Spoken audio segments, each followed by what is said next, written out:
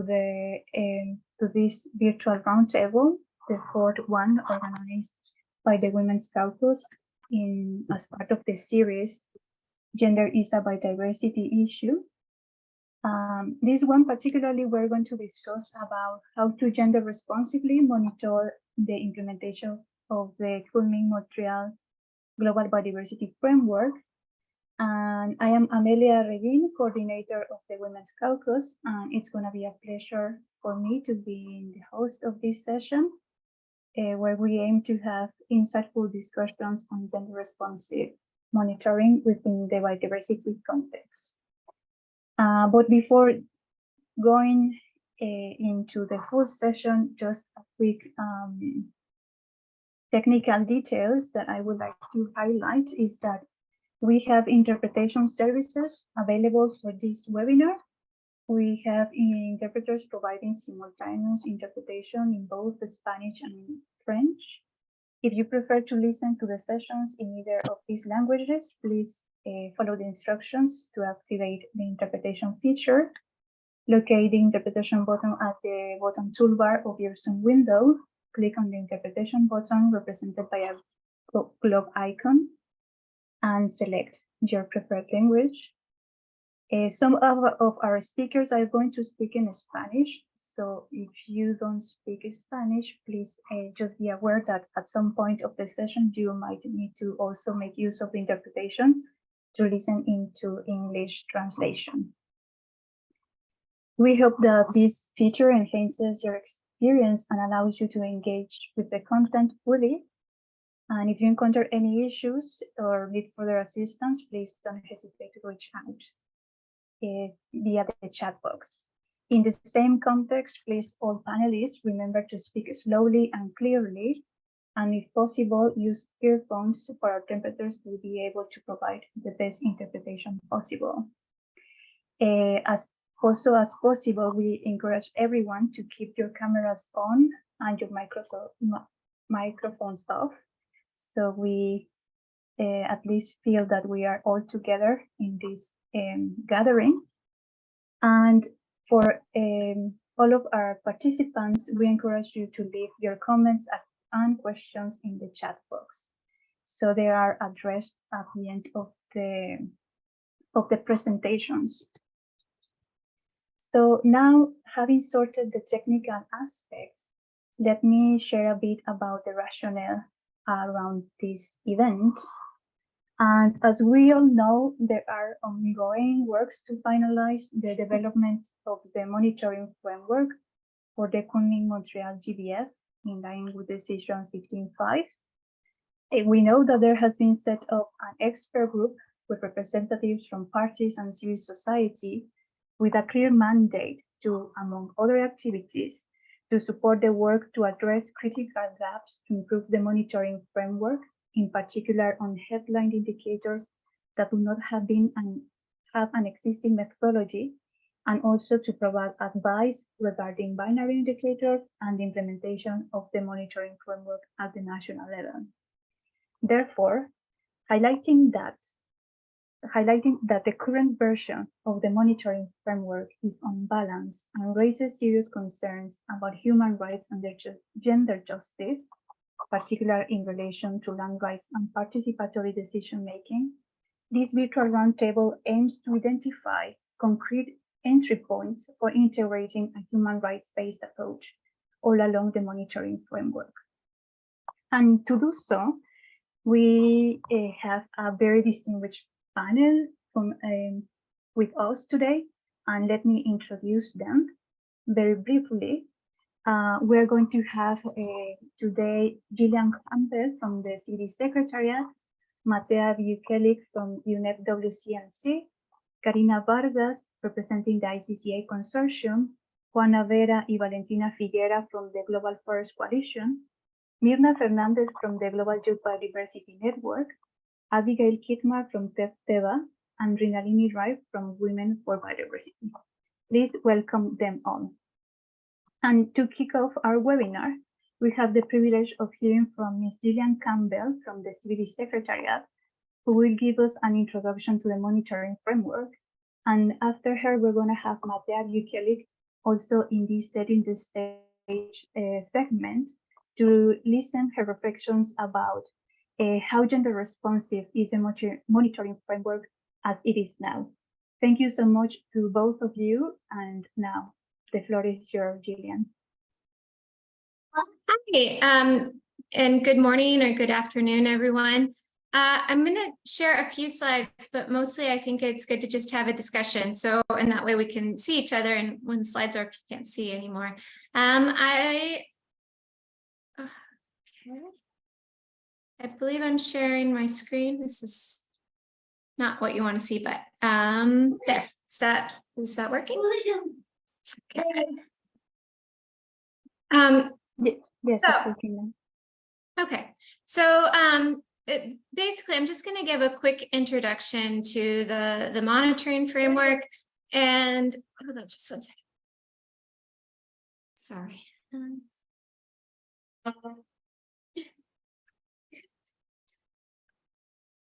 Okay, sorry. I'm just going to give a quick introduction to the monitoring framework, including how gender comes up in that framework and the work that is. So in decision 15.5, there's different kinds of indicators that were agreed to measure the global biodiversity framework, which was what was just mentioned. And so there's the headline indicators. The headline indicators are quantitative indicators that would have time series data. As we were going into the negotiation at COP15, there were a number of studies done on what kind of quantitative indicators that you might have that relate women in biodiversity. But there were not so many quantitative indicators that we were able to really locate. And so I think that especially quantitative indicators related to decision making are really tricky, because what exactly would you want to measure? I mean, are you just measuring the number of women that came to meetings? This was a suggestion, but that doesn't really tell you if women are actually involved in the process. Are you measuring the number of women who are in parliament, which is what's measured in the SDGs? Again, that's not exactly related to biodiversity. So it may, is that what we would want to measure? And so in terms of the quantitative indicators, I think that there was a struggle to identify these sorts of quantitative indicators that could be used. There was the proposal to do women's land ownership. And I think that that the data is not really there. It is an SDG indicator, but there's not strong data for women's land ownership. And I think also many of the delegates during the negotiation that I was listening to felt that whether or not women are landowners, agricultural landowners, would be the primary type of ownership, because most conservation land, most forests are not actually, a lot of them are not actually owned. And so is that really telling you the ability to make these sorts of decisions about biodiversity? And so there was a lot of discussion about what indicators could be used. And I think this is why, if you look, target 22 and 23 have these binary indicators instead. So a binary indicator would be a question or a series of questions that are asked, and I'll talk a little bit about that later. And then there's also a recommendation to use additional indicators called component and complementary indicators to really understand how to monitor the targets. And both the headline indicators and the binary indicators are part of the national reporting template. So it is our expectation that every country would report on the headline indicators and the binary indicators. I think the binary indicators are probably going to be easier to report on because of the fact that they are questions, where the headline indicators are quantitative data. So I would guess that we will probably get better, more comprehensive coverage of these binary indicators than the headline indicators.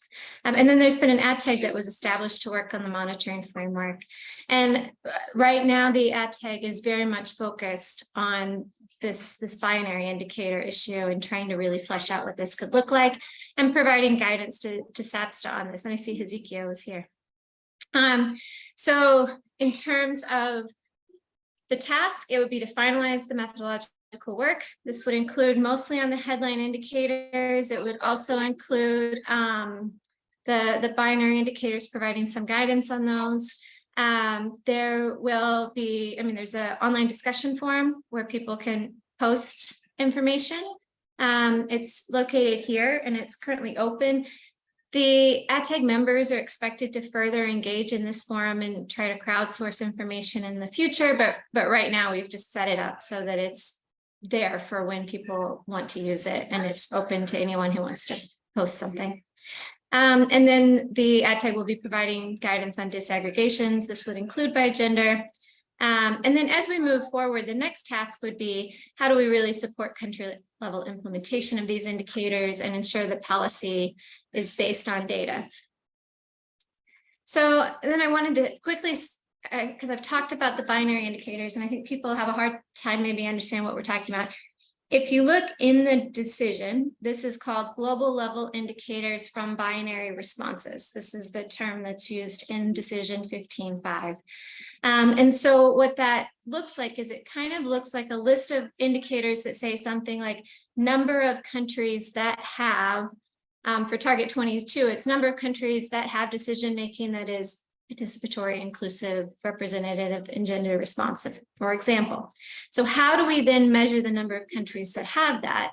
Well, we're proposing, the ATAG is proposing, or will be proposing, and you can see their work online, questions, a series of questions. So it wouldn't just be a single question, but it would be, does your country have a policy for ensuring participatory, inclusive, and gender responsive decision-making for PLCs? And then they would ask the question again for women, ask the question again for people with disabilities, so that it would be possible to use the information from the national report to understand which countries are covering which groups. And then in those responses, it also won't just be exactly a yes, no, it'll be a yes fully, a yes partially, there, yes, there's some gaps, a no, but it's planned, or a no. And so we would have sort of variations of yes or no that would allow us to have a lot more detailed information, but it would still allow us to compute this global level indicator, because in the global level indicator, you would have to have all of those things. It would have to be an and. You have to have this and the other in order to have met what's in the target. And so this is what the ATAG is going to, or what they're currently thinking, and what's going to be in the report from that ATAG, which should go online soon. So I'll just leave it at that. I think as you're trying to identify entry points, I think that this, thinking about what questions go into the national reports is really a strong entry point, and making sure that we're actually asking the right questions and getting information from those reports that allows us to understand decision making is really key as we move forward. So I will leave it at that and hand back over to you, Amelia. Thanks so much indeed, Jillian, for giving us these critical elements to understand what is the monitoring framework and in which stage of the process we are in. Now I will invite Matea Vukelic from WCMC to share her valuable insights and let us know how gender responsive the monitoring framework could be, or which are our opportunities. Please welcome, Matea. Thank you, Jillian. Hi, everyone. I hope you can hear me. Okay, I'll share my screen.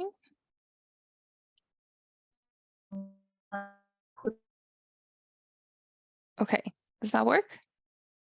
You can see it? Okay, great. Thank you again so much for the invite. And I think this presentation will complement what Jillian just said. Just a bit about me. So I'm a policy officer within UNEP-WCMC, within the Nature Indicators group. So as Jillian said, so monitoring framework is to be used by parties in all different stages. So in the implementation of the goals and targets, it can be used for planning, monitoring, national reporting on the progress of implementation. And this is the link to the actual monitoring framework. I will just skip over the slide just quickly because Jillian over mentioned it, most of it. But just to say again, the monitoring framework, as we heard, has headline indicators, which can be complemented by component complementary indicators, but we also have these global scale indicators or binary indicators, which will be compiled from binary yes or no responses from the national reports. I also want to say that the decision on mechanisms for planning, reporting, and review requests that all parties use headline indicators, but also provide responses on binary yes or no questions, as is set in the monitoring framework in their national reports, and supplement this by additional component complementary or national level indicators. So as we heard, the monitoring framework is not yet complete. So the 26 adopted headline indicators are a different level of readiness. So UNEP-WCMC was compiling metadata on these headline indicators. And according to our assessment, the 12 indicators are available now, 14 need further development. And then we have 7 targets that were adopted, which we don't have an adopted headline indicator. Headline indicators can also be used multiple times to ease the reporting burden on the countries. And the countries can also use their own national indicators in addition to all of these adopted indicators. So as Jillian said, there's still some further work required to finalize the framework indicators that are not ready for use. For this, the parties adopted a mechanism, as we heard, and they agreed to establish the ad hoc technical expert group on indicators. So one of the actions for the ATEC is to address these critical gaps to improve the monitoring framework, and particularly in headline indicators that do not have an existing methodology, and advise on their implementation on a national level, but also keep the list of these binary indicators we just heard on review and advise on the wording of questions to construct these binary indicators. I'll just put, so this is a screenshot just so we can have it in front of ourselves what we're talking about. So this is target 23 as it currently is now in the monitoring framework. And just to mention, which I think it's quite important, that also the gender equality, gender responsive implementation is not only mentioned in the monitoring framework, it's mentioned in the decision on 15/4 on the Global Biodiversity Framework in the section C, where it says that successful implementation of the framework will also depend on ensuring gender equality, empowerment of women and girls, and reducing inequalities. In addition to this, we also have another reference in the decision on approaches to planning, monitoring, reporting, and review, which encourages parties to adopt the gender plan and action all aspects and all scales of planning, implementation, reporting, and review, which are related to the Global Biodiversity Framework. To go back to the monitoring framework, so we see here target 22, which is the gender equality target, and we have see there is no adopted headline indicator. What we do have is a binary indicator, and you will see that by the little b by the number 23, which means we have a binary indicator proposed for this target. And as Jillian said, this is currently being discussed in the ad hoc technical group on indicators. So current wording of this binary indicator is a number of countries where their legal framework, including customary law, guarantees women's equal rights to land ownership and or control. So we see that this target, the target is very complex. It's very ambitious. So it could be challenging to address all these elements within the simple yes or no answer. So also, I wanted to show while we're on this page, we also have a component indicator which says indicator national implementation of the gender plan of action, but currently it does not have a methodology, which can be another opportunity worth exploring to improve on this indicator. So as I said, to monitor target 23, we can consider developing an approved version of this binary indicator that is comprehensive, that will address the adopted gender plan of action with questions that will show progress on actions countries are implementing, which also relates to different elements of the target 23, but also target 22. And those questions that we just heard could be categorical. So we could have multiple questions that will address different elements within the target. So not just simply yes or no question, and that is it. So this is currently being discussed in the ACTEC. What I want to highlight here is the adopted gender plan of action. And why is it important? Because the gender plan of action will also support a gender responsive approach to applying the implementation mechanisms associated with monitoring framework. It also includes 3 outcomes, which are grouped under objectives and actions with proposed deliverables and timelines. And the implementation of these actions from the gender plan of action will not only ensure the gender responsive implementation of the framework, but will also drive progress towards meeting the target 22 as we see now and 23. So because the gender plan of action also addresses various components from these targets. Just as a last slide, I just wanted to highlight these are some of the resources. So as we mentioned, the monitoring framework, the global diversity framework, but also the adopted gender plan of action. And the last link is what I've mentioned, that UNEP-WCMC has been collating metadata on the adopted headline indicators. So you can see on this website for all headline indicators, are they available? If they're not, is there a national methodology? Are there any gaps? What are the plans for the updates? So it's a really useful resource to look as well. Okay, I think I've used my 5 minutes quickly, but thank you so much. I'll stop sharing. Thank you so much, Matea. I think that with your insights, now we have a more comprehensive view about what is the work in front of us and the diverse perspectives, but also the diverse options that we can build on. And thank you so much also for highlighting the importance of the gender plan of action and the role that it can play supporting these discussions. Now, please, dear audience, we are going to move now into the next segment of this webinar, where our experts are going to share with us dedicated analysis that they have prepared towards a set of targets that are of interest for the Caucus, the Women's Caucus. But before we proceed, I just want to remind to our panelists that each of you will have 10 minutes in total for your interventions, and I will let each of you know when there are 2 minutes by using the mic. So please don't be afraid when I come into live saying just 2 minutes, please, because we need to, since this is a really interesting discussions, many people want to have a conversation with you. So we need to allocate sufficient time for the Q&A session that is going to be there after you all share your presentations. And having said that, please let me give the floor first to Karina Vargas, representative of the ICCA Consortium, and because she's going to share with all of us their collective views on how to gender responsibly monitor the target 3 of the GBF. But before we begin, please note that Ms. Vargas will speak in Spanish, so we encourage you all to use the interpretation feature for a seamless translation. Ms. Vargas, welcome, and the floor is yours.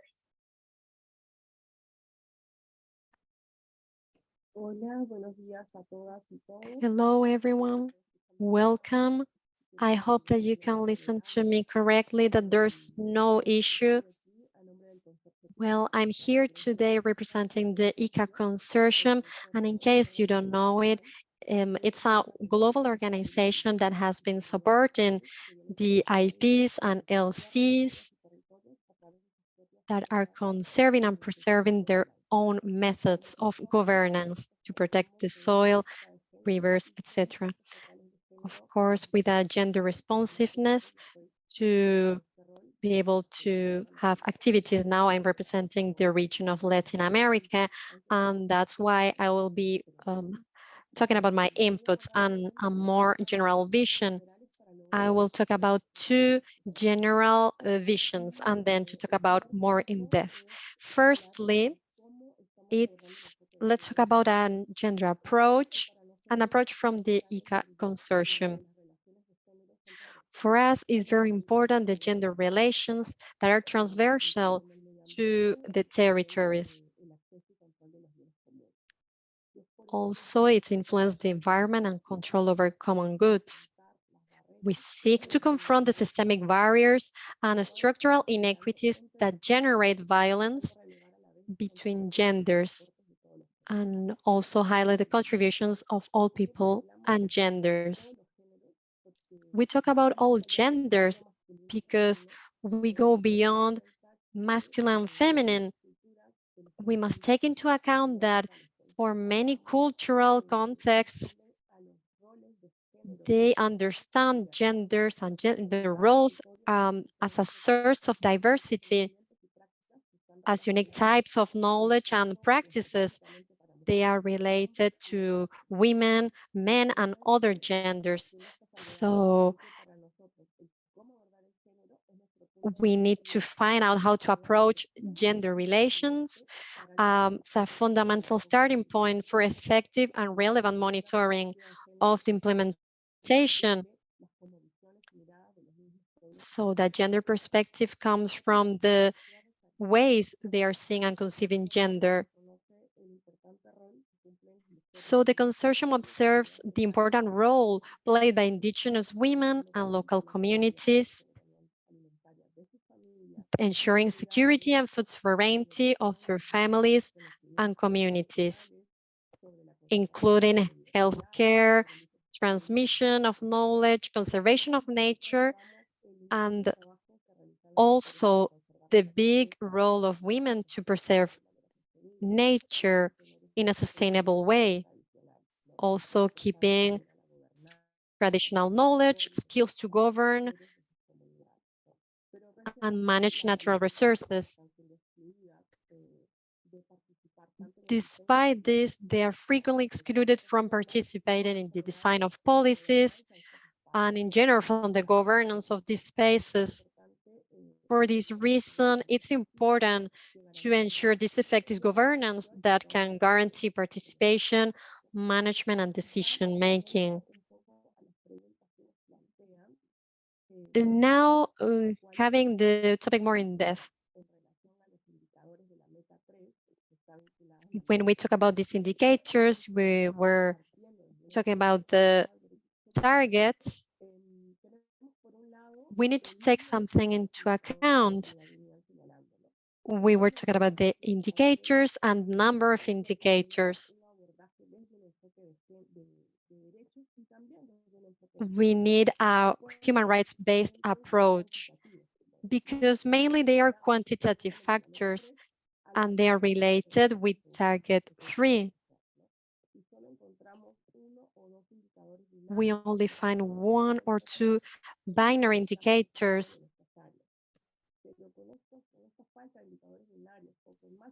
But as we don't have many binary factors, we could still highlight more who is preserving actually these territories.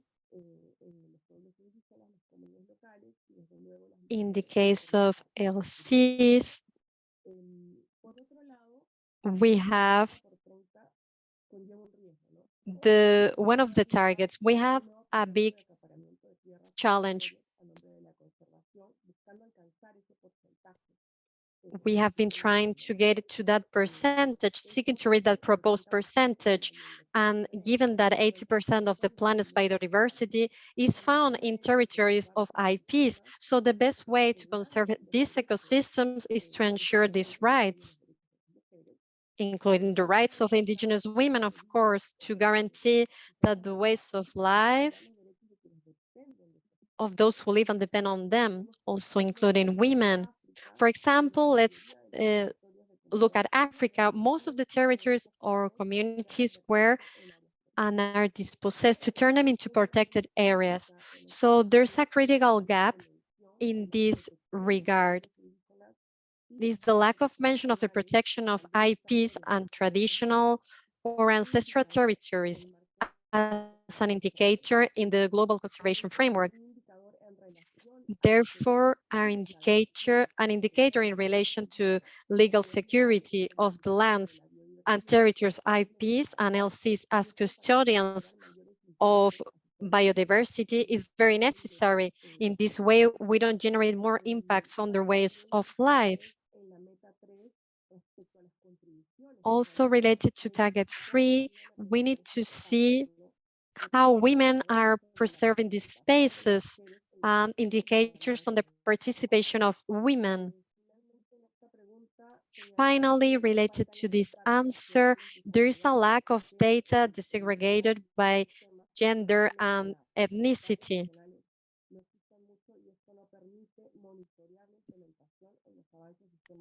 So it's difficult to adapt indicators to the various contexts. There's also a lack of guidance, I would say, to reach these indicators.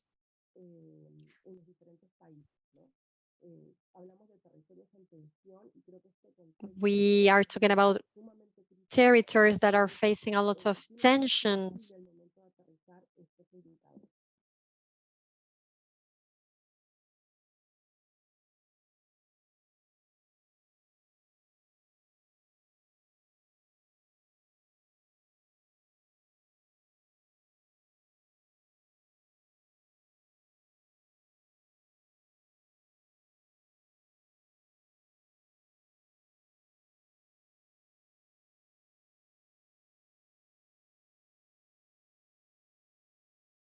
The percentage of territories that are actually conserved by IPs and LCs. In this sense, we have to acknowledge the legal protection of such areas and the governance structures used by peoples and communities. So the recognition and protection of these territories conserved and managed by IPs could help us to achieve this percentage in target 3. We could be attempting to reach this target. We're talking about these coastal marine spaces because this is very specific for Chile, and this gives different concessions in the sea for indigenous people. So in the practice, those territories are conserved and protected territories for many time. We need to include these territories, and it will be a step forward and acknowledge the territories conserved and managed by the IPCL in order to reach the target, but also assuring the fundamental rights of indigenous people in these spaces regarding territories, resources management. Finally, we need to respect the integrity of the territories of life beyond percentages. And I want to say that because we want to assure for 30% of these protected areas, that 70% of these areas are extremely important for the IPCL. And that goes against of the integrity of the territories themselves. That's why it's important to guarantee during the monitoring. It's really key. And finally, just 1 minute, regarding how can we reflect the gender perspective in the indicators for this target. It is important to identify and visualize the specific contribution of each gender regarding conservation of protected areas. Therefore, what women, men, or other gender can help with present in their communities and indigenous people and supporting the conservation. Also, it's very important the resources and mechanism to finance the biodiversity and reach the goal. And it's important the distribution to get the funds and have a gender perspective, taking into account the gaps, inequalities that women face while accessing different resources, looking and reaching that established percentage, but also improving the management and governance of these spaces and the active participation of women. that would be all. I wanted to be as brief as possible, so thank you. Muchas gracias. Thank you so much, Ms. Vargas, for this intervention. I think that you have shared like a lot of details that are going to be useful for the ATIC itself, but also to all of us as delegates or observers to the next SOPSTA. And you raised really good points on like the disaggregation by sex, but also different topics that should be included as not there yet, or maybe not fully, as participatory governance, gender responsive funding, and many others.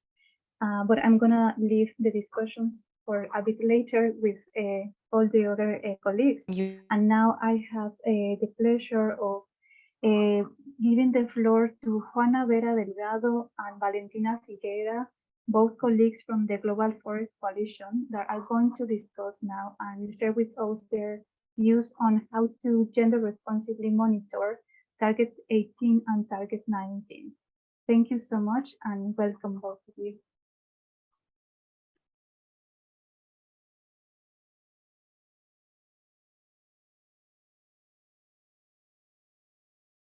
We cannot hear you, Juana.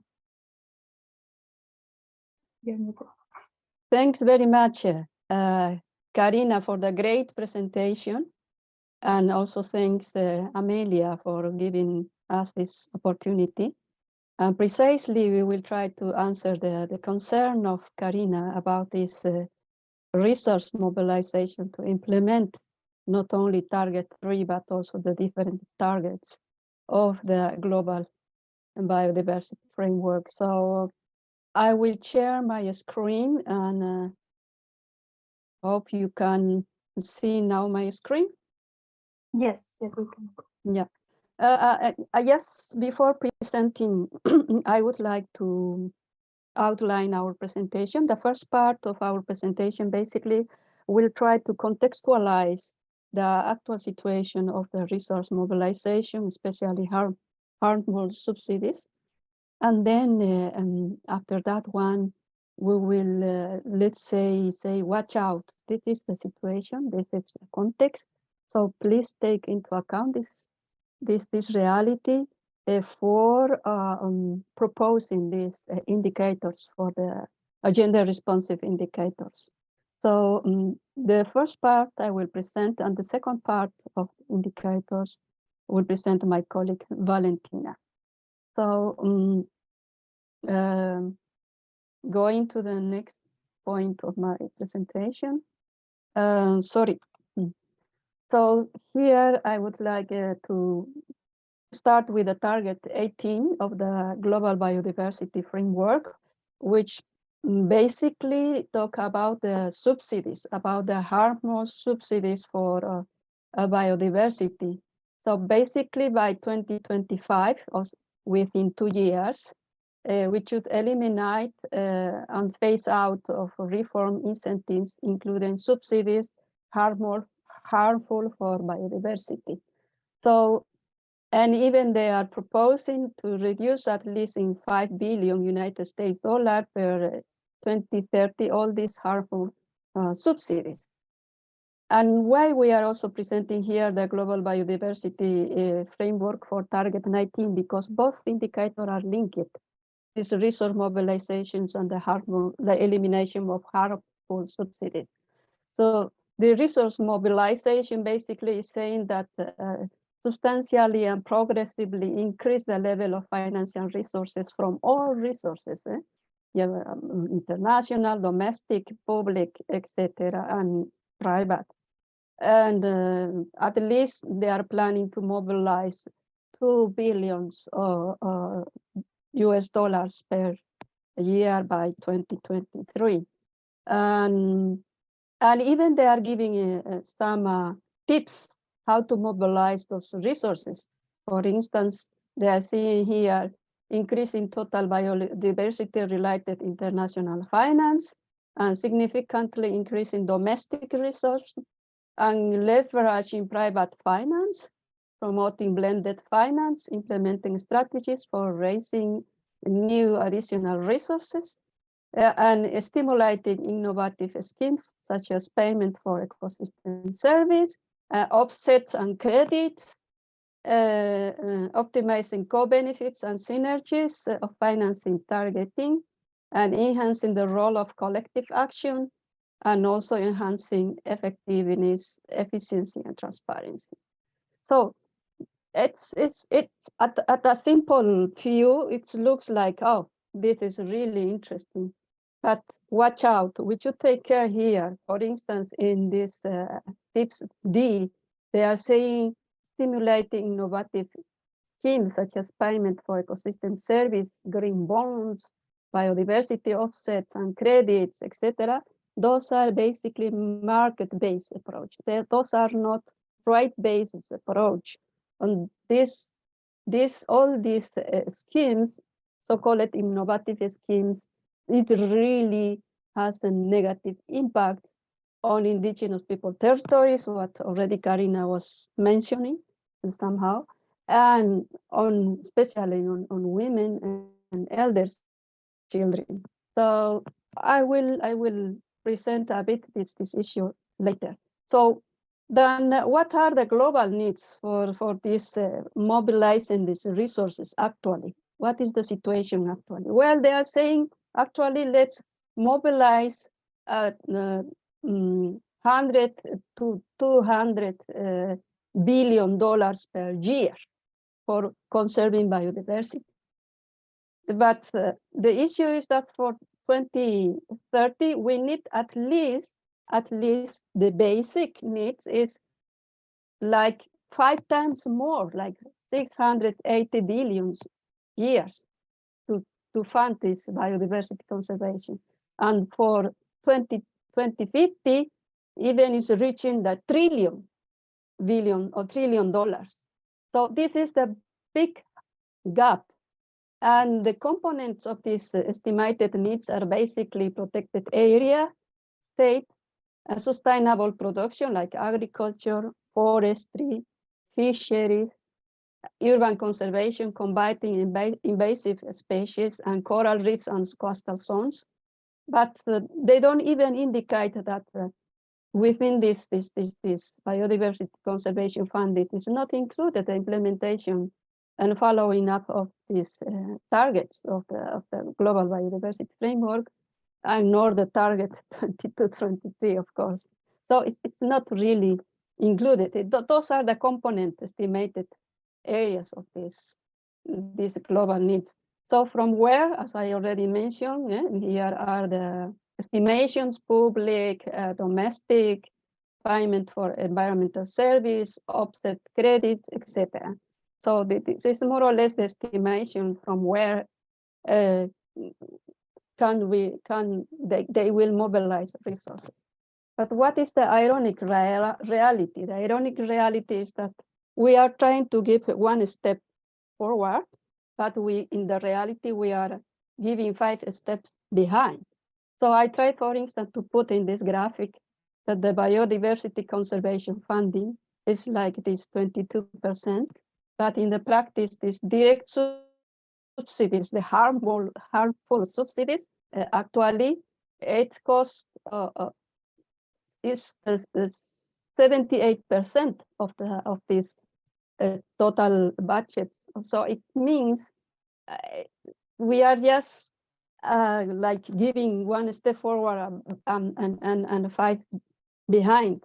And if we calculate the harmful subsidies taking into account the environmental externalities, it reach further, like 4 to 5 billion trillions of dollars per year.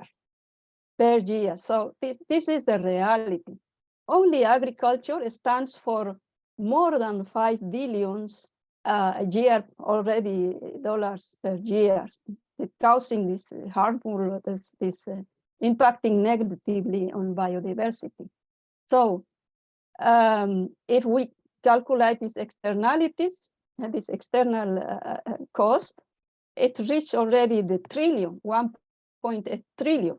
You see, when taking into account these fossil fuels that agriculture use, for instance, to transport all these agricultural products, to freshen these products, etc., etc.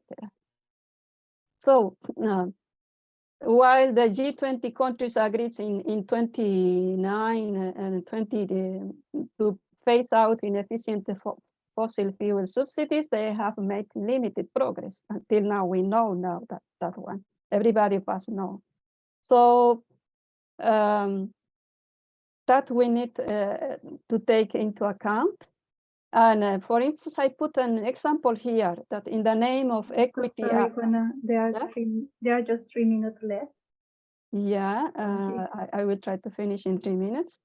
In the name of equity and green sustainability development, for instance, only in 2023, the United Nations Framework Conventions on Climate Change, this is a United Nations Convention, funded the largest, approved a funding proposal by the Green Fund to more than 100 million for monoculture plantation of oil, palm, cocoa, rubber, and for sustainable industrial cattle farming. So the green portfolio includes agribusiness, such as multinational food processing, company Marfin from Brazil, etc., etc. So this is in the name of equity and green sustainability. So also the Green Climate Fund has historically approved and funded other high controversial projects, such as this 25 million equity agreement with Arbaro Fund, a Germany-based private equity investment firm for monoculture tree plantations with devastating effects in the South, especially in indigenous peoples' territories and communities. You can see all these issues if you want more information in the Global Forest Coalition publication. So what are the main lessons for monitoring our framework? First of all, that the biodiversity finance remains niche and poorly tracked. And we are fighting an unfair battle because while trillions of US dollars is going into harmful subsidies, in the name of equity and this is the greenwashing, what we say, while the gendered impact is totally invisible. And in part because it is deeply rooted in the colonial, extractive, and patriarchal system. So most of these indirect harmful subsidies and their differential impact are not informed by the biodiversity considerations and not even in the MBSAPs. So when we are monitoring the financial flow of this of our global biodiversity framework, it's key to make visible and denounce these harmful subsidies and greenwashing intentions. So I will leave now to my colleague Valentina to present the next slide. Yes, thank you, Juan. I see we have we run out of time, so I will be, I'll try to wrap up in 1 minute. Basically, this segment dialogues with what Karina was presented. We have a proposal and we collected these complementary indicators according to the GBF of target 18 and 19. And we are precisely proposing that the amounts of subsidies should be eliminated for monoculture plantations, for those who actually are responsible for the global amount of percentage of biodiversity and forest loss. Next, please, just to wrap up. Next, Juana. And the same with the target 19. So we collected this complementary indicator that you see in the top, and then in the orange lines, it's a proposal to basically, count the amount of women, indigenous people, and small producers who have secure access to financial resources, to land, and coming from different sources: international funding, domestic, public, and also engaging in conservation and sustainable use of biodiversity and ecosystems. So thank you, and I'm sorry that we run out of time, but I just really don't want to take more time on this. Thank you. I will share also some of our publications regarding this work, so you can check up and have more insights on this. I will check the links with you, share the links with you. Thank you, Amelia, and all the organizers. Thank you so much, Juana and Valentina. And yes, just to address some of the queries that have been shared in the chat, like the presentations are going to be shared with the permission of the authors, because you have gathered like critical information, like these last two slides with the proposals that people would like to discuss more about them. So, and all the links, if you could share also in the chat, it's going to be useful for the audience to know more about Global Forest Coalition's views on resource mobilization. And having said that, let us go now to hear from Mirna Fernández, a representative of the Global Youth Biodiversity Network, that she is going to share with all of us their reflections around Target 21 and how it could be gender responsibly monitored.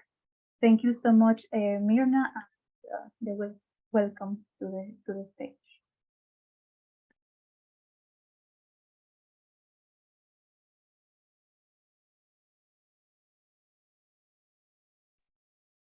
I can see that you're here, so could you? Yes. Sorry, I lost connection for a second. Thank you so much. Okay, thank you so much. I will share my screen.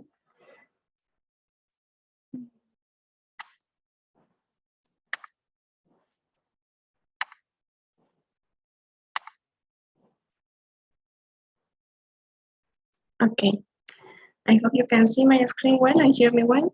Thank you so much. I will try to be brief, but please stop me or let me know when I have minutes. That's fine. Well, I will skip this a little bit because I think you know who we are. We are the Global Youth Biodiversity Network, the youth participation mechanism to the CBD. For the Kunming Montreal Biodiversity Framework, our three main policy priorities were intergenerational equity and full and effective participation of young people. Also transformative education, that is something that has come up in every consultation that we had in national and regional consultations, and also rights-based approaches for people and nature. Here we're talking about human rights, but also about nature rights, because we think that they are interlinked and interdependent. And now jumping straight on an analysis of Target 21. Actually, Target 21 is a very complex target because it has many elements that were all like, I don't know, a little bit forced into one target when we believe that we should have had different targets for many of the elements that are here. So I'm going to dissect a little bit the target. The target talks about ensuring that the best available data, information, and knowledge are accessible to decision makers. Practitioners and public are the parts that are more important to us because we know decision makers will have this access anyway, but it's more the rights holders and the public who is usually not having this access. So it is participatory. Also to strengthen communication and awareness raising, they put education, monitoring, research, and knowledge management all together here. And they commit that traditional knowledge, innovation, and practices from indigenous peoples and local communities have to be accessed with the free, prior, and informed consent, which is a victory for this target because in the beginning it was mentioned at the beginning of target, and it was saying something like traditional knowledge should be accessible for decision makers, which didn't make much sense. So we're happy that at least it doesn't look like that. Some of the key elements that we have here, dissecting a little bit the targets. First is accessibility to information. And an element that I would like to highlight here is the Escazú Agreement, which is a similar agreement to the Regional Arauz Convention. The Escazú is for Latin America and the Caribbean. So here we have more development on how access to information should work at the national levels. So it develops on how the exercise of access to environmental information includes requesting and receiving information from competent authorities, and also being informed promptly when there is a request of information, and being informed of the right to challenge when information is not deliberate, and also how parties should facilitate access for persons in vulnerable situations, and not only facilitate the access to information, but also provide the procedures to give assistance. For example, assistance on how to fill the forms, or how to request the information. So it is very detailed. So I think that these elements could be rescued in the implementation of this aspect of Target 21 that is related to the access of information. Another key element is traditional knowledge, innovations, and practices and technologies of IPLCs. Here, there is a very strong link with Article 8J, that is the article about these traditional knowledge, innovation practices from IPLCs. There is a whole working group, and a lot of work has been done already. So we think that having into account all the work that has been done by the article, by the working group on the Article 8J, and the position of IPLCs on this will be key for the development of the indicators and implementation of these targets. Here, very important to also understand all the elements of the free, prior, and informed consent, because many parties do not understand or take it for granted. Free, it means without giving, no, it's given voluntarily and without coercion, intimidation, or manipulation. Prior is sufficiently in advance, so 1 day or 2 days in advance before the project is implemented is not prior, and that happens in a lot of our countries and in a lot of projects. Informed, it means that they are actually having all the information in their local language and in a way that is understandable for them. Many times the consultations come in not even in the native language of indigenous peoples and local communities, and they consider it FP. And consent, because it is a collective decision-making process in the right holders that are affected. This means that it's not the head of the community, or no, it's not one of the leaders that has to sign, but it has to come from a consultative process that involves the whole community. And this is very important, taking gender into account, because many of the times these decisions are taken only by the men and not the women in the communities, who are the ones who are more eager to take decisions that will be more favorable for their children and the communities and the ecosystems that they depend on. Another key element here is communication and awareness raising. We don't have a target on communication and awareness raising as we did on the IG targets. So it might be important to look back at these IG targets and the indicators that they had, to see if there is something that can be rescued for the implementation of these targets. And on education, we don't have a target on education. This was one of the main priorities and the fights of the youth constituency. But we have a mention on education on the section C, on formal and informal education, that talks about a transformative education. That is innovative and is transdisciplinary. It doesn't tackle only formal but also informal education at all levels. And it also talks about lifelong learning and diverse worldviews and values and knowledge systems of indigenous peoples and local communities. So when we talk about improving education on this Target 21, it is important to highlight that we are referring to this education that is on the section C, not only citizenship education or not only environmental education as it is understood in the curriculums now. And finally, well, the component of management, research, and knowledge management will have to be very linked to the implementation of Target 20. That is about strengthening capacity building and development and access to technology and access to innovation and technical and scientific operations. So we will see how it goes, because for this target, we don't have a headline indicator and we don't know how we are going to measure it. Well, and finally on indicators, the only headline indicator, well, we only have one headline indicator for this one, is an indicator on biodiversity information for monitoring the GBF. We don't know how we are going to measure the information. So all of these key elements that we saw and that are so important are not reflected here. And the proposed components indicators are the species status index and an indicator that comes from the SDG process, that is the extent to which global citizenship, education, and sustained education for sustainable development, including gender equality and human rights, are mainstreamed. Then we have proposed complementary indicators. I'm not going to read all of them, but if you have a look, they are all related to species records, species or indexes related to species, or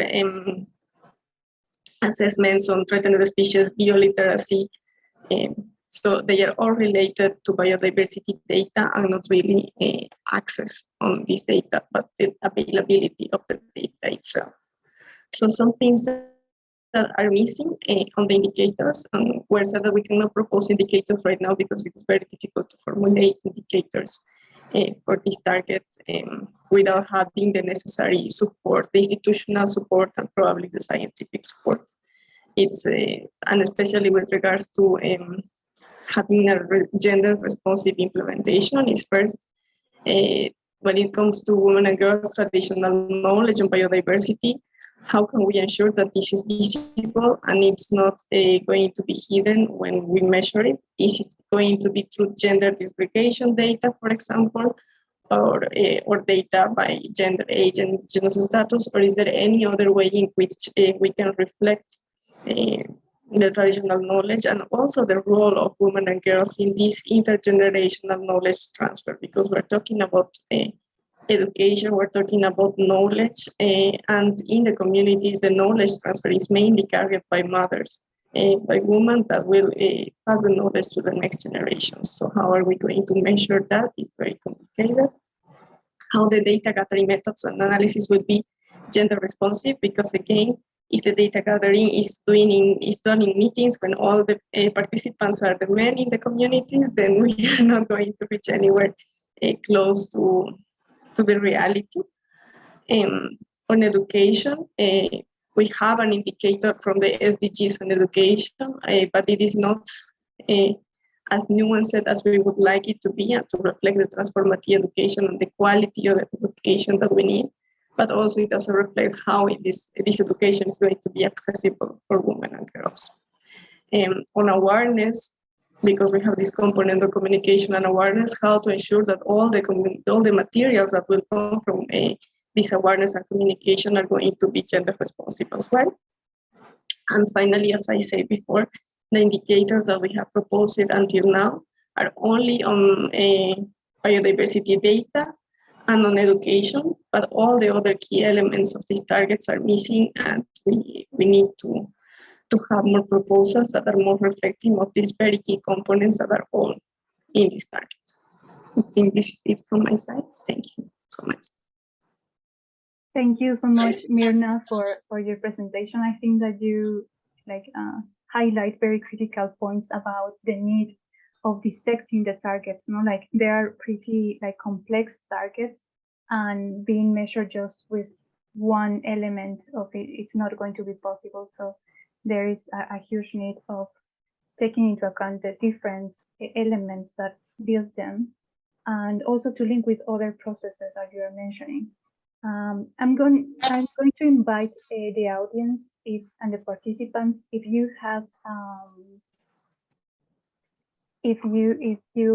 have any question or comment, please share them in the chat so we can start addressing them, because I'm a bit afraid about the timing. The time is never enough. So while we listen to the other speakers, so kindly share your views and comments in the chat. And now, moving on to the next two presenters that we have, we are going to listen from Abigail Kitma from Tebtebba, and she's going to give us her views and the reflections also coming from the IFB on the target 22, sorry. And Abby, please, the floor is yours. I'm going to share your screen. Thank you, Amelia. Yeah. Is it okay if you share from Canva, Amelia? Because yeah, Yes, I yes, added I'm something, but sharing if it not, from there. then it's Yes, okay. it's Great, thank updated. you. Don't worry. I'll just share my video a bit. Sorry. We have a typhoon ongoing right now, so I'm coping up with my niece in her room. So apologies. I will turn off my video so my audio would become clear. Don't worry, Abby, but we are actually seeing your video and not listening to you. So if you can switch them. Okay, yeah. I hope you can hear me now. Yes, we can hear you now. Yes. Okay. All right, great. Thanks. So hello, everyone. It's nice to be here. And thank you very much to the Women's Caucus for inviting me to share also what we have been discussing within the IFB working group on indicators. I would like to say that I'm not an expert and I'm actually learning a lot as well from the other speakers, but I hope you can pick up something from this presentation and that we can discuss further on how we can, strategize together. Anyway, next slide, please.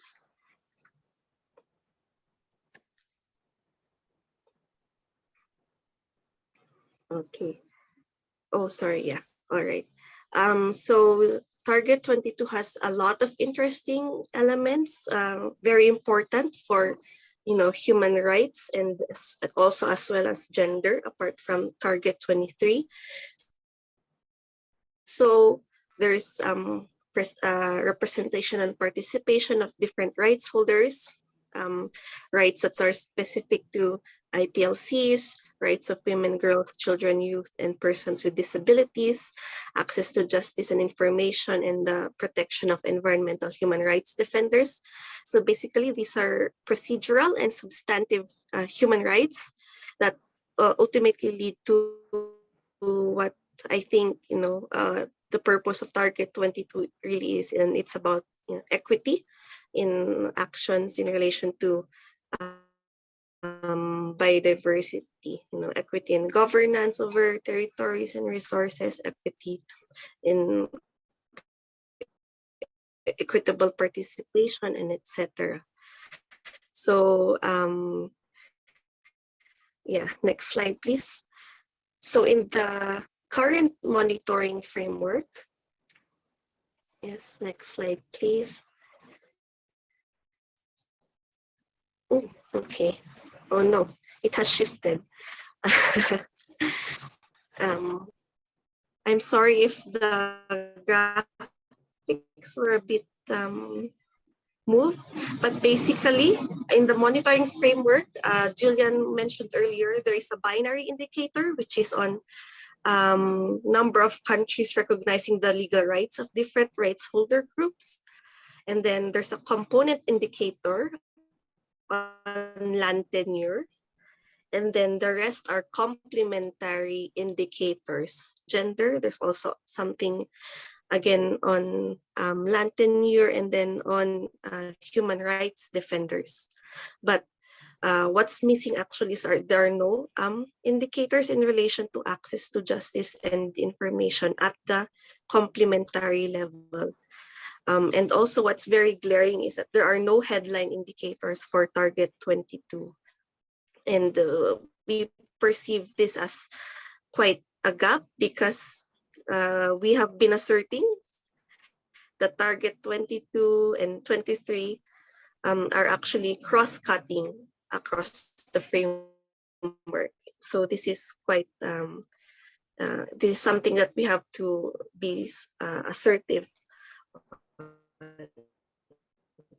Next slide, please.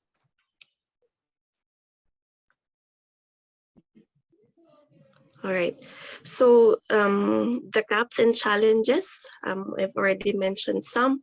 There's no headline indicator for Target 22. The binary indicator, on which is just a yes or no question in the national report Of course, we will not be able to answer the nuances of how, different rights holder groups, IPLCs, women, youth, etc., are actually experiencing the actual implementation of, ensuring participation, ensuring rights are fulfilled, and etc. So there has to be more, not just answering yes or no. Again, not all elements are covered in the current framework. There's no action. During the COP15 negotiations, they're really,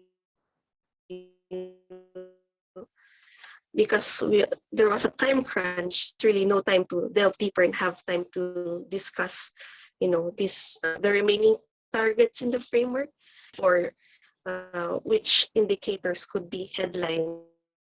So, for example, the one on land tenure, it was in the framework. It's a component indicator, but actually it was a headline indicator beforehand, and there was no time to actually be operationalized, which was one of the questions of the parties who questioned its space in the headline indicator level. So next slide, please.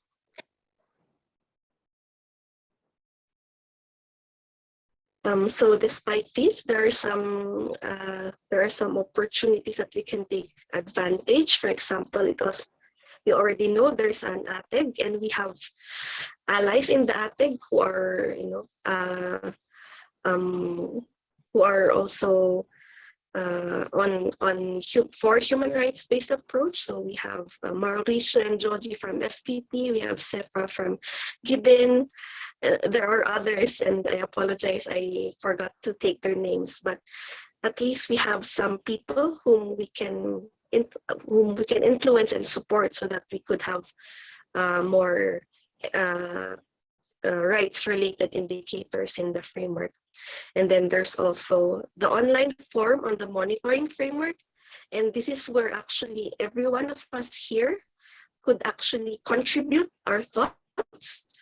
In the recent one, there's also actually a substantial contribution from the Women's Caucus on Target 23, which is quite important. And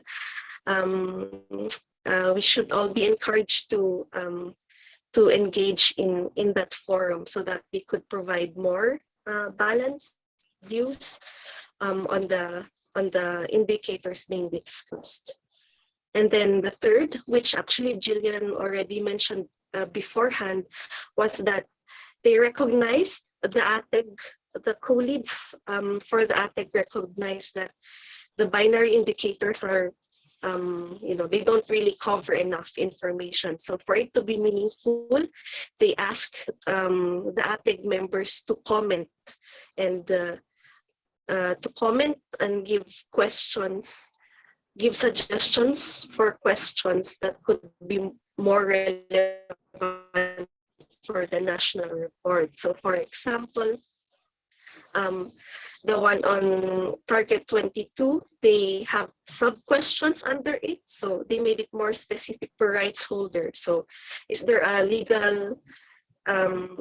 law for IPLCs on rights to land tenure and resources? Is there a law for women to access land tenure and to access resources and have ownership of land, etc.? So they are asking comments on this, and if you do have suggestions, it would be good to reach out to our allies. Then next slide, please.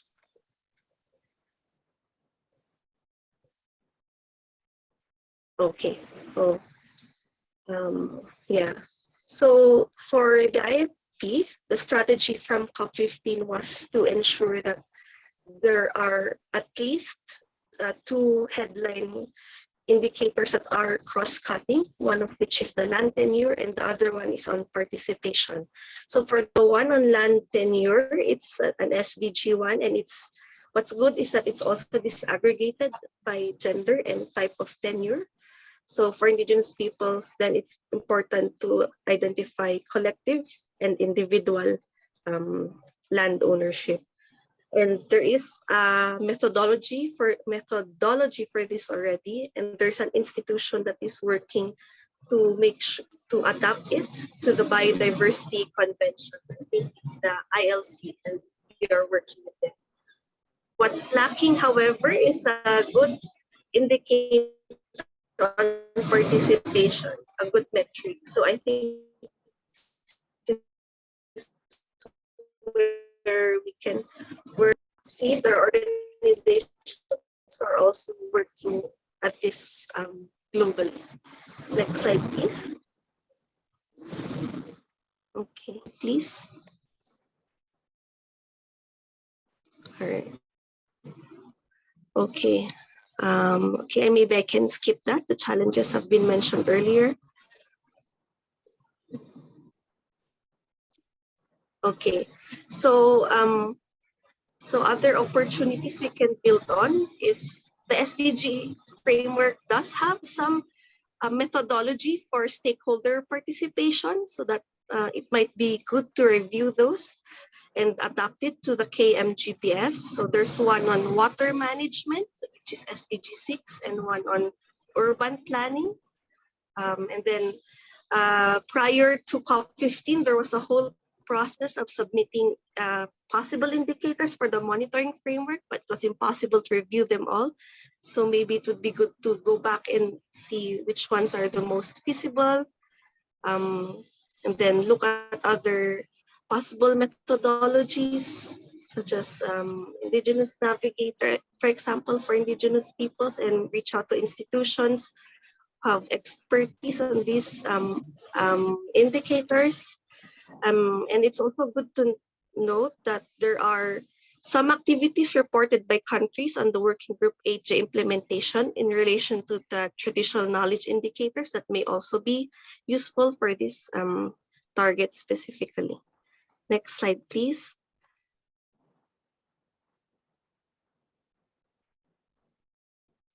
Okay, so, yes. Okay, so right now we don't have much concrete recommendations yet, but it's just good to reiterate that we should assert during the ATEG and SUBSTA discussions that the monitoring framework, the ATEG should not only discuss targets with headline indicators, but also address gaps of those without headline indicators. And that's actually probably more crucial. We should continue. There are different groups to have an exchange of discussions such as this on possible headline and cross-cutting indicators, and support our allies in the ATEG.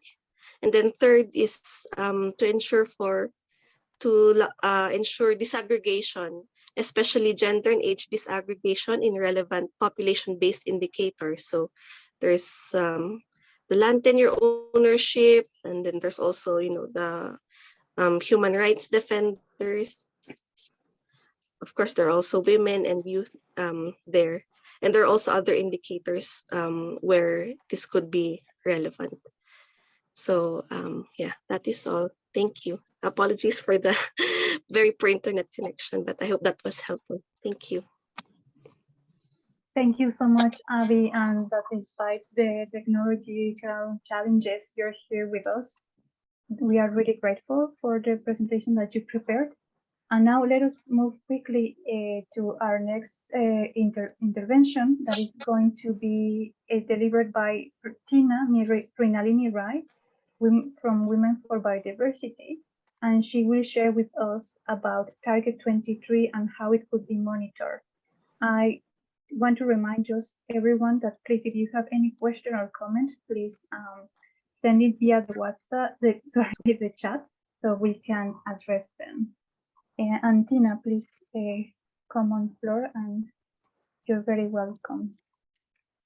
Thanks, Amelia, and everybody. I don't seem I have much left to add because it was a very informative session with a lot of also some very key elements to look into. So my apologies, some of the reflections may be overlapping, but I think I'll do my best to skim through that quickly and just hopefully share some key work.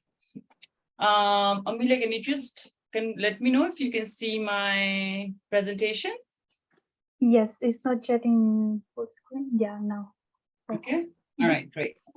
So thank you everybody for joining in. This time I already did one session before this, going through the whole process of the monitoring framework. But on this one, I just wanted to also take less time, hopefully. Amelia definitely sent me a reminder, but also trying to see, I want to hear also reflections from all of you as what could possibly be, because we really engaged a long time of looking at the gaps with the monitoring framework. But I think process ahead would be what instead or how to address those gaps that we have identified. So just looking at quickly, I think this was really very important to revisit was, of course, the monitoring framework is under decision 15.5. And as Jillian and colleagues from UNEP and others have also pointed out, one key element to also look at as a strategy would also be the decision 15.6.6, which is mechanism for planning, monitoring, reporting, and review. This is also a very key element to really take into consideration with the monitoring framework, is because though you have the indicators, the way to be reporting on that, as the CBD Secretariat has also informed, would also going to be through the national reporting. Again, this is again being already shared, but once again, so in the monitoring framework, like all the colleagues before me has also shared, that of the 23 targets, there are some, not only 22 and 23, but maybe a total of 6 or 7 targets that do not have headline indicators. Now, for the headline indicators, if you're going to go to this document, which looks at target 23, it's again that you have a component indicator, the complementary indicator, but again, the headline indicator has not been defined. Now, of course, it has also been shared that there is a binary indicator, and could we, or is it possible to use or advance the binary indicator to somehow encompass the elements, the complicated elements that are within the text of the target 23. Of course, according to the COP decision, both the headline and binary indicators are the core set of information that parties would need to report through their national reports. So the responses would then be aggregated in global reviews of process and implementation. So one of the discussion that is taking place, also briefly shared with, is that after the COP, to advance on the review of the headline indicators, the binary, the component and complementary indicators, the ACTEC of about 43 experts have been selected to take this work forward to, of course, inform the substab, but also take it to COP16. Now, what is here proposed for a binary indicator is this one. Now, I think some of the problem happens when we look at the indicators framework. Sometimes is that they don't have set relevance or where they came from. So sometimes it takes one, at least sometimes me, a longer time to review this. But just also looking at this particular binary indicator, and I also forgot to put it in, on where the legal framework, including customary law, guarantees women's equal rights to land ownership and or control. This is target SDG indicator 15A.1. Now the thing is that of course, like what Jillian talked about, that the guardianship of this indicator is within the FAO. They monitor this indicator. They have been reporting. There is a metadata on it, but of course, there is some gaps within that, including that it also addresses more majoritively on agricultural land. However, now the discussion around it is how far do we develop it, or one of the challenge of the discussion around the monitoring framework also has been that how far would the ACTAG or the process to develop some of the indicators that may be under the SDGs, because the SDGs were adopted under the UN General Assembly, and there is a mechanism, there is a methodology already developed. So that is one key element for us also to think, is if there are some of these indicators that we may be looking at, is how could we really look into addressing some of these elements that have already a methodology, or if there is an add-on, how it would be done or what could be taken in place. Now, one of the component indicator, if you're looking at, is the gender plan of action. Now, the gender plan of action is also a very key document, of course, the outcome from the COP50, but also could play as an important indicator to kind of advance and contribute to not only target 23, because it has a lot of different things that may also be applicable for all the other targets. Now, one, as UNEP talked about, is one key element for me that I see, is that though it's good to take the gender plan of action, it has about 30 addictive actions. Now, there are no indicators to define them. There are deliverables, there are outcomes, and there are no methodologies to really assess this, and also considering that the gender plan of action is voluntary and not mandatory. So it's a guidance note. So how do we really take some of those elements and take it? But one of the, I would really want to put this in the group, because I really would also like to hear from all of you, is currently this is empty. Now, we really need to make sure is that how do we really fill it up, and what would be really very relevant to be used, because these headline indicators would be a very crucial element. Like I think also Abby talked about, we can't just leave it empty and say that we will only do by doing yes and no and use a binary indicator in the binary indicator and not necessarily, I don't know, have a headline indicator. Okay, so now looking at the ACTEG and looking at this binary indicator, which has now the SDG indicator that we had proposed has been put in the binary indicator. Now the ACTEG is working around it, and in the second meeting, first it was not in the work plan of the ACTEG to look at any of the targets, and these were the targets that do not have a headline indicator. And the work plan initially started off by saying that they will not touch upon the binary indicators. But if you are going to look at the ACTEG meeting, you will see that there is now a discussion, and this is from the ACTEG second meeting, when they are also now discussing more on the binary indicators. And I think some of them of you also shared on this work, and I put a screenshot, which will be very relevant if anybody interested to follow this, is to look at the questions that have been targeted for the binary indicators to address. And this is what the ACTEG would be looking at. I just wanted to now go back to the other decision on the national reporting. Why I said it's really very important, and I do see that because there is this discussion saying that, the binary indicators could possibly be a way forward of adding those elements, of asking the parties to report it in their NBSAP reports. However, what then really needs to happen is that in this reporting template, this needs to be integrated into the reporting template, which is missing. So last year, there was a discussion around of some of these peer reviews of these templates on the NBSAPs, the 7th and the 8th reporting template, and the modus operandi of the open-ended forum of SBI for country review. So this is where we could really house into that. If the monitoring framework is there standalone, we also really need to see is how would those indicators also influence or also guide the other reporting mechanisms, either as a headline or a binary indicator, to really take out the actual actions or policies or action that have been put into place to address the full implementation of Target 23.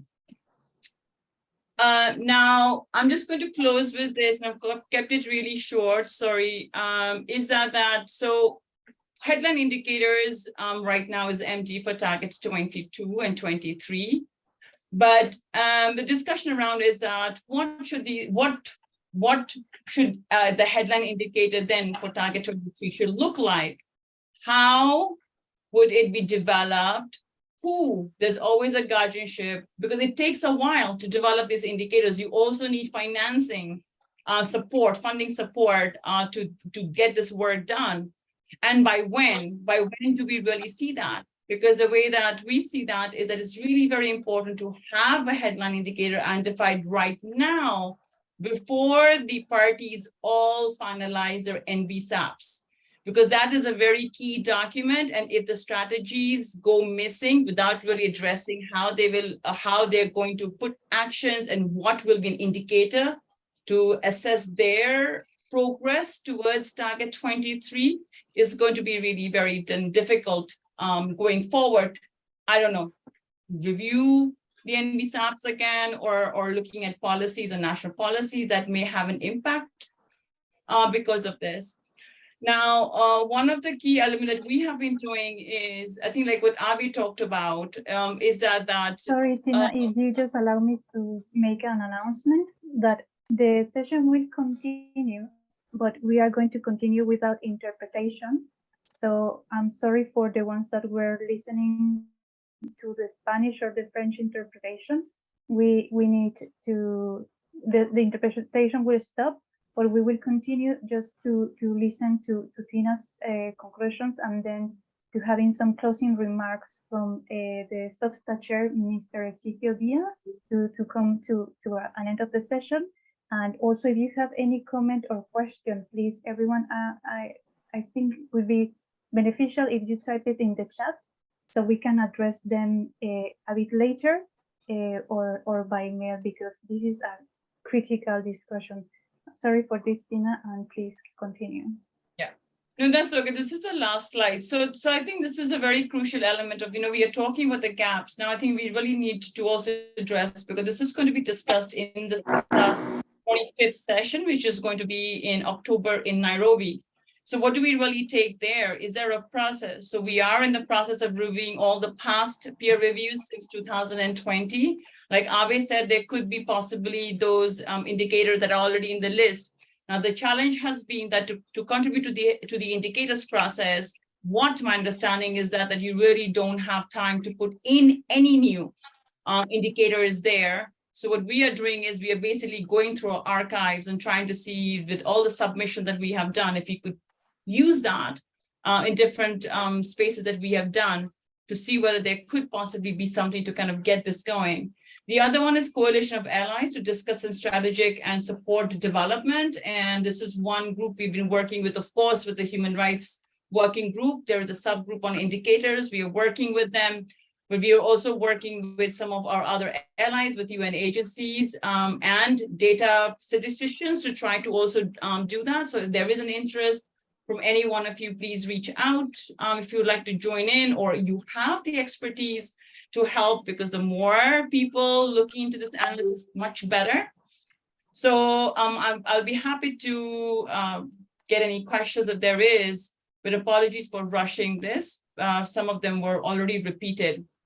Again, once again, which we already talked about, please take a look at it. This is a very, very important portal. I'm happy to see that since month, the submissions for indicators 1423 has gone from 2 to 10. There's also on the cross-cutting agenda, it was 2 to 13. So this is the forum that is also looking at contributions. So I keep saying the more submissions, the better. So please, it's an open forum, and this is what's also going to be guiding the ACTEG to inform the discussions on headline indicators and binary indicators, and giving the review in October prior to SOPSTA in Montreal, and then also in SOPSTA in Nairobi. So with that, thank you so very much, Amelia and everybody, and handing it back to you, Amelia. Thank you so much, Tina. I think that you mentioned also some critical points that we need to address, and also many critical opportunities for everyone to participate. Now, I would like to invite Mr. Ezequiel Diaz, the SOFSTA chair to the CBD, to provide some closing remarks to this event. Thank you so much. Thank you very much, Amelia, and congratulations to the whole group and organizers for this webinar. I've been listening with interest the different presentations. I believe that the more we can provide information to measure participation of women and in particular different stakeholders, key stakeholders for the implementation of the framework is key. In particular, how effectively are participated in decision-making on the different activities. I saw presentations mentioning incentives. So there is a path to see this transformation, but what amount of the transformation of these incentives is really going to the right places, and in what amount women are participating in this to happen. I would like to mention some ideas for you to consider while providing feedback to the ATEC and deliberations in SOFSTA. For example, how many women participate in projects for the implementation, or how many are leaders of the different projects? How many are participating at protected areas departments? How many posts, what percentage of posts are on protected areas, for example, or the different productive activities? We talk a lot about mainstreaming, but we need to see also, we need numbers and more information from productive activities that depend and affect biodiversity in order to make mainstreaming appropriate. So I believe there is an important source of information that you can also extract from there. How many ministers of environment we have at national level, also national level, that are women? That would be a quite interesting figure, because I believe this also count at national and also subnational levels. And very clearly what Abigail Kitma mentioned on indicators on participation, how to turn this into numbers. What is the evidence? How can we inspire to countries to put more numbers on this and to see the proportion, and if we are moving into the right track and balance. Of course, there's a challenge that we don't have any headline indicators for gender. We have some suggestions, well, with the binaries, but how to transit from a binary to a real headline indicators, I believe, is a process. It's not only the number of countries that have some legal dispositions or elements. I think we need to go more, but do not disregard the relevance of component and complementary indicators. There is some language there, but I believe that can be also enriched with precision according to local circumstances. I invite you to be inventive and proactive, to look for ways to show this information as part of the process. And what is very important, as also Mrinalini mentioned, is what is the data source that are clear enough, and also to take into account that there's also the group of AJ will be providing some elements, and also the financing group will be providing so. And I'm happy to see that some of you are part of the ATEC and are also providing information at the forum. I believe all those elements, we will see more information in the Montreal meeting and also during the SOFSTA in October as a first step. And then in SOFSTA 26 in May, we will have more elements to have a more complete monitoring framework.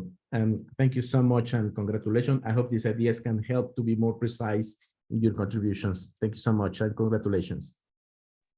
Thank you so much, Ezequiel, also for your support all along this these months or years of negotiations, we will make sure of taking note of your ideas. And before we close the session, please, I invite everyone to open your cameras so we can take a group picture. And also, if anyone has a comment or a question, kindly raise your hand. Could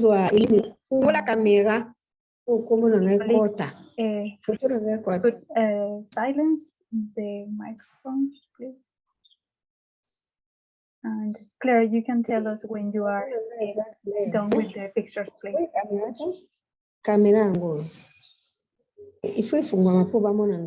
Everyone smile.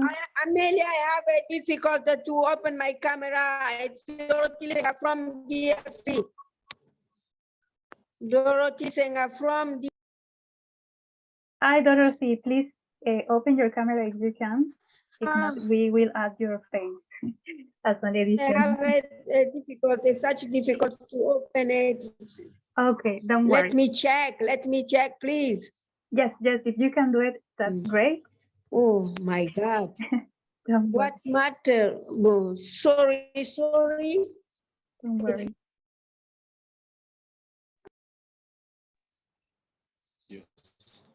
Oh yes, here we go. Yes, we can look at you. Claire, you tell us. Thank you so much. Everyone is holding the smile. And I'm sure we're gonna call for a second round of this session because there's a lot of discussion that we need to have. We will look at this session as just the introduction to the topic. Thank you so much, everyone, for being here, for your interest, for the time that you dedicated to the session, also to our speakers, and to their interpreters that were also supporting us.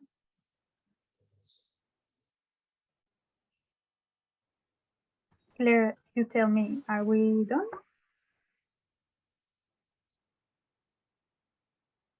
Yes. Yes. Thank you. Thank you, everyone.